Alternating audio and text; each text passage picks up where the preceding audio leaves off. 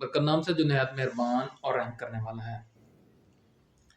پاکستان تحریک انصاف نے chief election commission اور election commission کے ارکان کے خلاف سپریم جوڈیشل کونسل میں شکایت دائر کی ہیں۔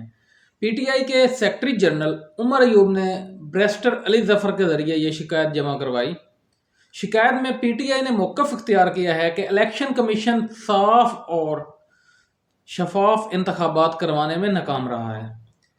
مزید یہ کہا ہے کہ پی ٹی آئی کے پولنگ ایجنٹس کو پولنگ اسٹیشن سے باہر نکالا گیا تھا، انتخابی نتائج قانون کے مطابق جاری نہیں کیے گئے تھے۔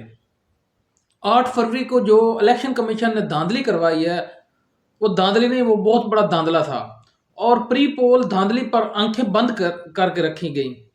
شکایت میں یہ بھی ذکر کیا گیا ہے کہ پی ٹی آئی ارکان کی پریس کانفرنسز میں وفاداریاں تبدیل کروائی گئیں، امیدواروں سے کاغذات نامزدگی چھینے گئے، کارکنوں کو اغوا کیا گیا اور میڈیا میں پی ٹی آئی کی کوریج پر پابندی عائد کی گئی۔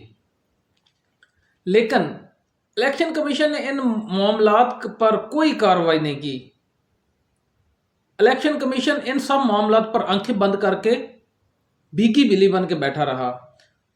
پاکستان تحریک انصاف نے سپریم جوڈیشل کونسل سے درخواست کی ہے کہ چیف الیکشن کمیشن اور اراکین کے خلاف مس کنڈکٹ پر انکوائری کی جائے اور الزامات ثابت ہونے پر ان کو برطرف کیا جائے اور لا کے مطابق جو ان کی سزائیں بنتی ہے وہ ان کو دی جائیں۔